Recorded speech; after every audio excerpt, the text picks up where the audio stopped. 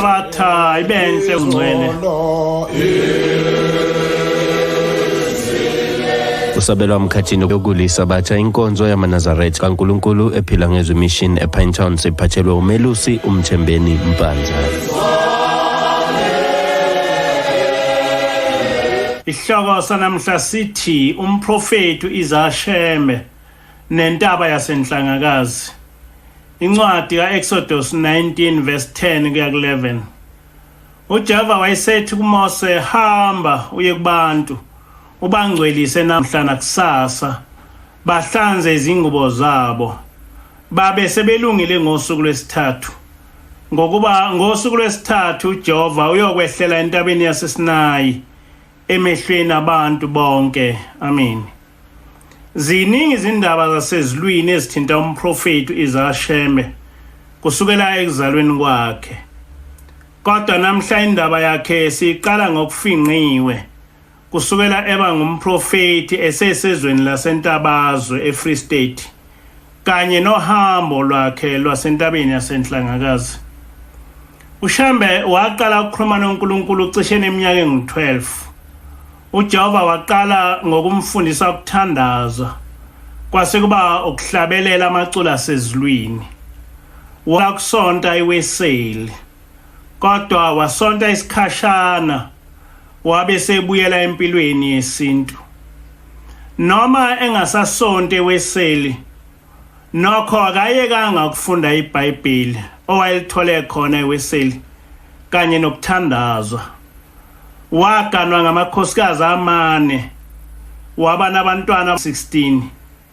Kodwa wathi eqala ukuba ngumprofeti babe sebefe bonke abantwana abangu-10, sekusele abangu-6. Ngenye intambama waphuma ekhaya waya enhlakomuzi eyothandaza. Kwathi lapho eseguqile wafikela isithongwana. Khona lapho wazibona ngomoya esesemkhathini.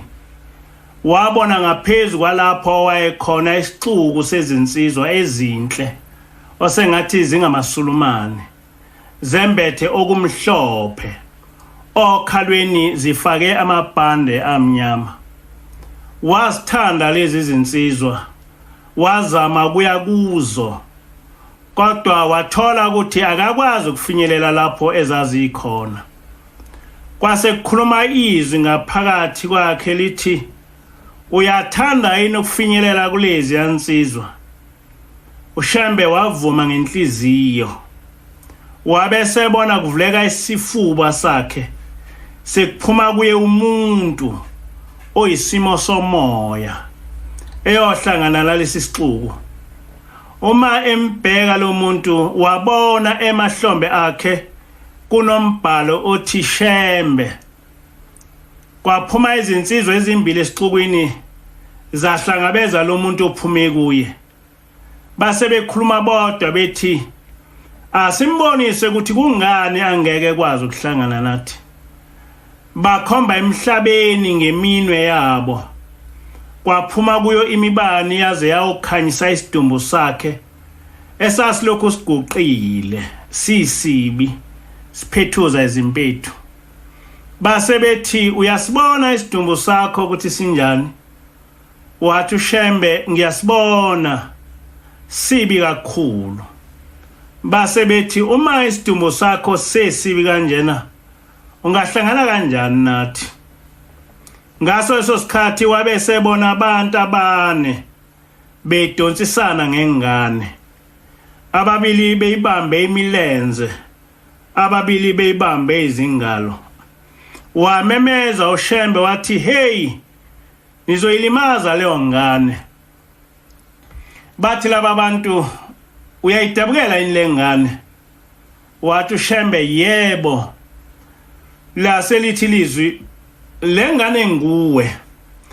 Laba badonsisana ngayo amakhosikazi akho akubangayo. Uma usabanga abafazi, umoya wakho awukwazi ukuhlangana nathi. Base bebuye bekhomba phansi. Umoya kaShembe wabuyela esidunjini sakhe, waphaphama sekuyokusa, esalokhu eguqile, esenesinxe. kodwa eseboniswe izinto eziningi zasezulwini. Wavuka lapho uShembe enokudideka, wayixoxela unina le ndaba. Kwathi eseyolala kunkosikazi wakhe omdala, wezwa izwi lithi, "UnguShembe, ngoba kuhlala mina Shembe kuwe. Hlukana nabafazi ukuze ngikwazi ukuhlala kahle kuwe." Wathi umprofeti, "Nkosi, ngiyabathanda abafazi bami. Ngicela ungenani ubabulale, ngoba angeke ngikwazi ukubekezela ngibabona begana amanye amadoda ngiphila." Labe selithi ilizwi ngiyezwa. Wabe sephuma emzini wakhe sakha idokodo ngaphandle komuzi, ehlala yedwa. Kwaduma endaweni ukuthi umfana kaMayekisa ungenwa ukuhlanya. Nonina wakhala wathi, "Hawu mntanami, ungayolanda abantwana babantu emakubo bese ubashiya uyohlala entabeni wedwa. Uyabona kodwa ukuthi ungenwa ukuhlanya." Wathi uShembe, "Angazi mama, kodwa engikwaziyo ukuthi ngibizwa nguJehova." Kwathatha cishe unyaka. Emva kwalokho kwabe sekufa izingane zikaShembe ngokulandelana. Ekugcineni kwafa ingane yakhe owayithanda kakhulu, uFrans. uShembe wazivalela endlini nalesi sidumbu izinsuku ezintathu esigonile, saze sabolela emathangeni akhe. Ekhala ebuza ukuthi wenzeni, uJehova uzibulalelana izingane zakhe. Kwaze kwayolandwa umlungu weplaza owafika wagqekeza endlini, wephuca uShembe isidumbu esasesinuka. Wasehamba yohlala entabeni lilela ukufa kwabantwana bakhe. Esalindile wezwa izwi limbiza kathathu lithi, "Shembe," waguqa.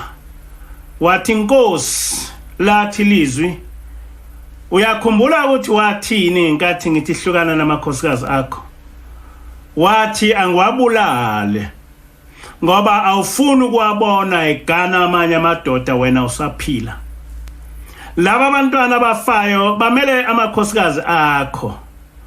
Ngikhethe ukubulala bona ngoba bona abakabi nasono. Sebefileka abafazi bakho, ngilandele." Emva kwalencazelo yasezulwini, uShembe wabuyela ekhaya, wageza, wabe sebiza umndeni wakhe ezowazisa ngomyalezo kaJehova.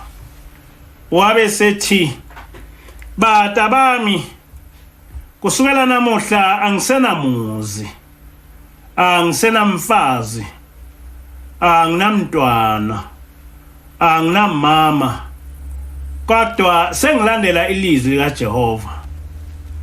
Kwaqhuma isililo. Unina waya kuye wafika wathi, "Hawu mntanami, uthi awungenwa ukuhlanya." Wathi umprofeti, "Cha mama, ngibizwa ilizwi likaJehova." Wathatha umakoti wakhe wayesanda kushada naye, wambuyisela ekhaya. Wabuya lapho wayohlala ehlathini ethandaza, ecela ukuthi uJehova amthathe ayomhlanganisa nalezi yansizwa owazibona emkhathini. Kodwa akwenzekanga lokho. Kwathi sekuzokusa, wathatha intambo wayibophela emthini, ethi uyazibulala.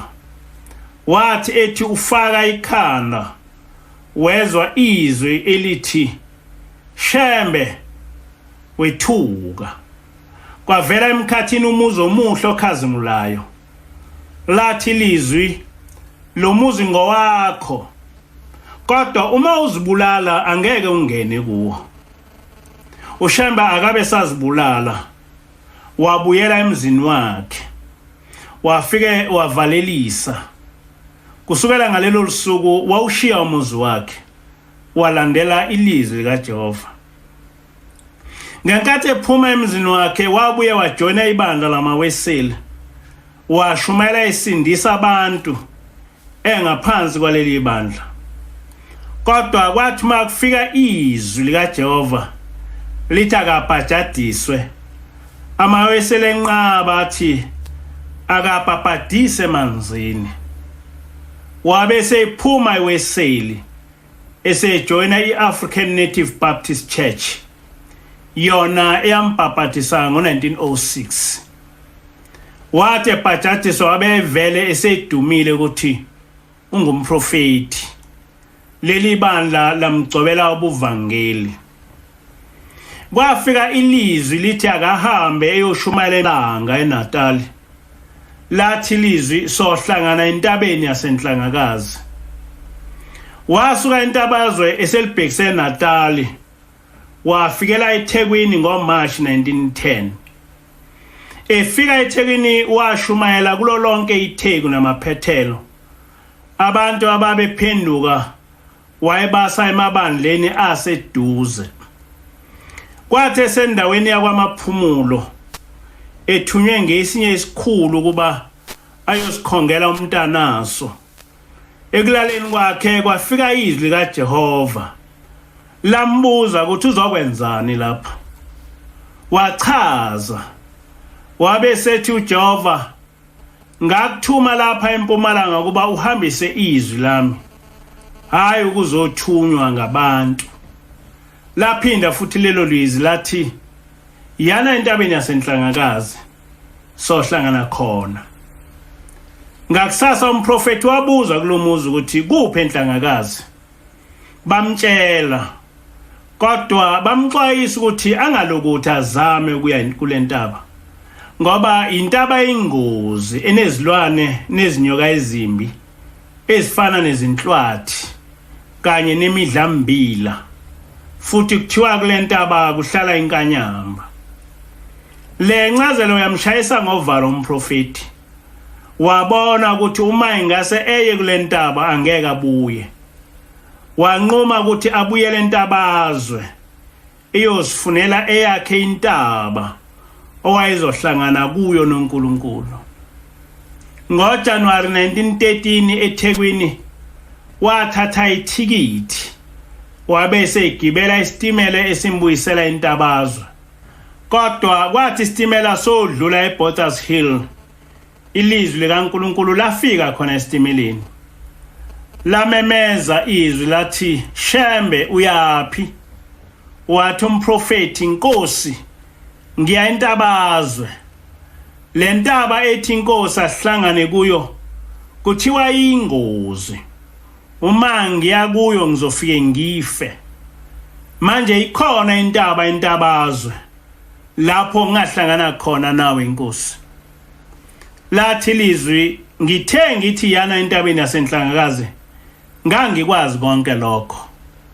Akuwena ozongikhethela intaba engifuna sihlangane kuyo. Khetha ke phakathi kokuba uqhubeke nalolu hambo lwakho, ngoba sizowa lesi sitimela. Igazi lokufa kwabantu libuzwe kuwe.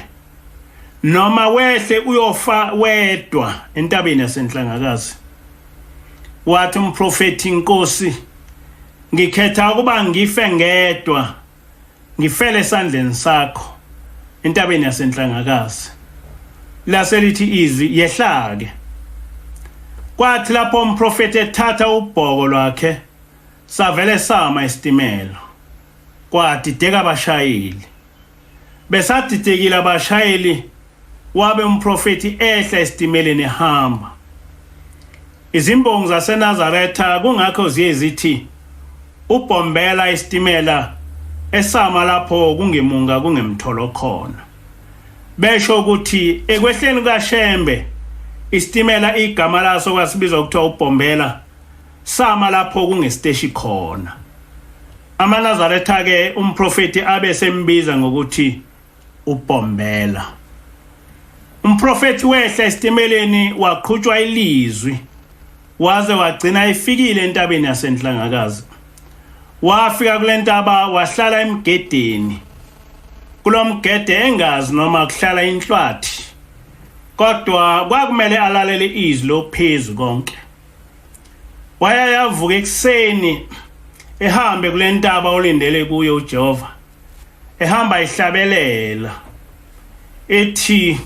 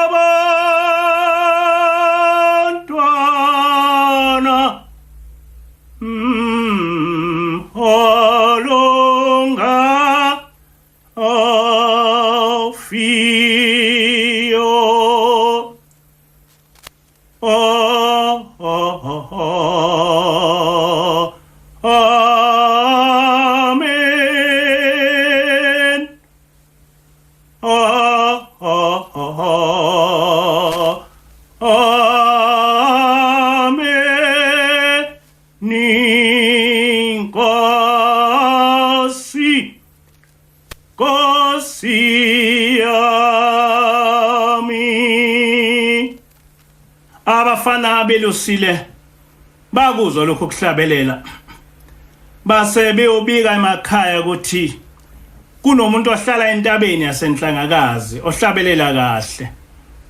Amadoda asenhlangakazi aphuma inqina nezinja eyozingela lo muntu ohlala yedwa entabeni, kodwa uJehova wamfihla kubo baze babuya bengamtholanga.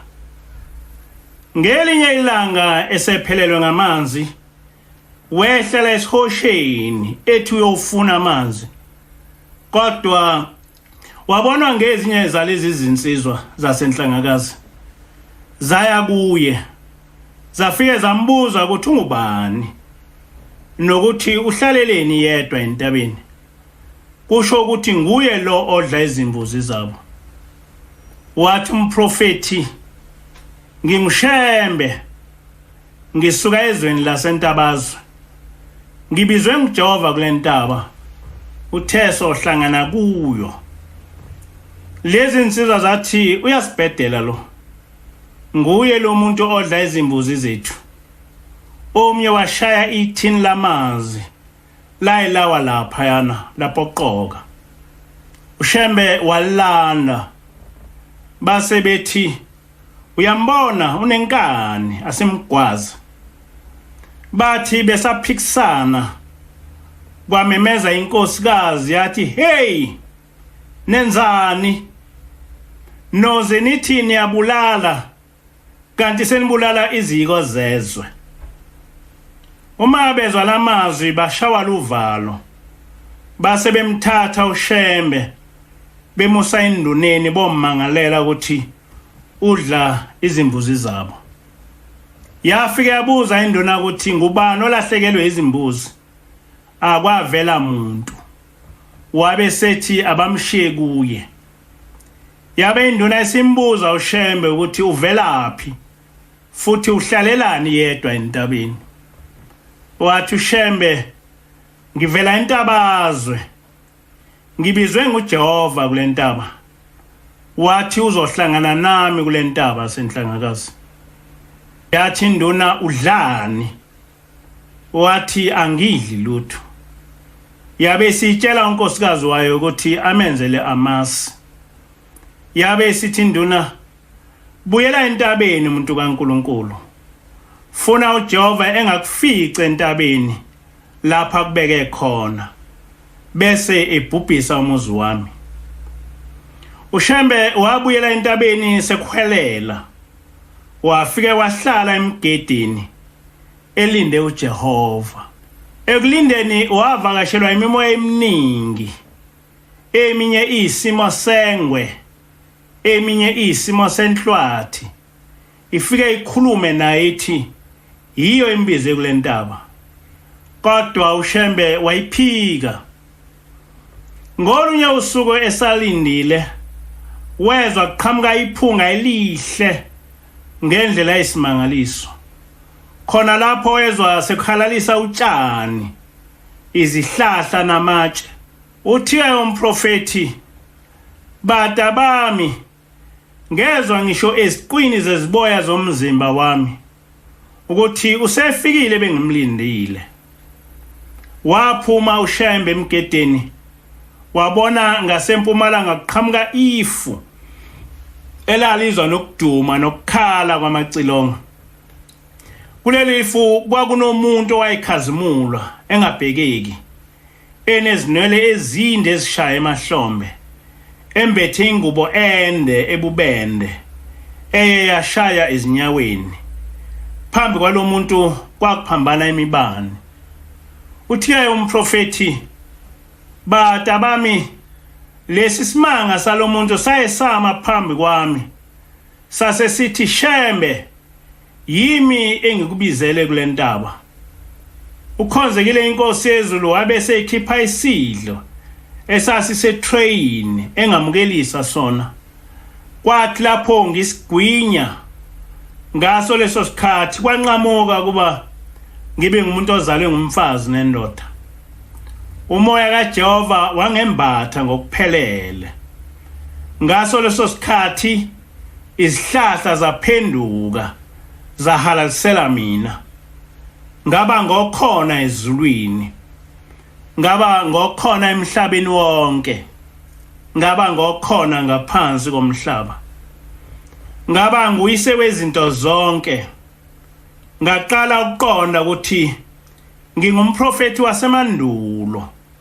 Sekungokwehlanu uJehova engithuma ezizweni ezahlukene. Ukhonzekile inkosi yezulu yangembathisa izingubo zedili, yangigibelisa inqola eyayangehlisa esixukwini esasingenakubalwa. Kwathi uma ngehla kule nqola bababaza abaningi bathi saze sehla isimanga. Kusuka lapho ukhonzekile wangisa esiqongweni sentaba, wathi angiphakamise izandla. Ngasiphakamisa, ngabona emthanjeni yami kugijima ubisi. Ngathi, hawu Nkosi, yini lena? Lathi ikhusela lasezulwini, lena ingubo emhlophe. Bonke oyobashumayeza belamukele izwi likaJehova bokwembatha lengubo. Leli vangeli uyolishumayela izwe lonke ekukhathaleni kwenyama yakho, kodwa umoya wakho awunakukhathala. Leli vangeli loshunyayelwa umhlaba wonke. Kothi abalemukelayo njalo ngonyaka uyobaletha kule ntaba yasenhlangakazi ukuzodumisa khona uJehova. Amen. uJehova wayeseyalela umprofeti ukuthi avuse umphongolo wesivumelwane uJehova owayekade ewenze nabantwana bakwaIsrael. Izitsha zomphongolo ilezi ezithwalwa uma kuyiwa inhlangakazi.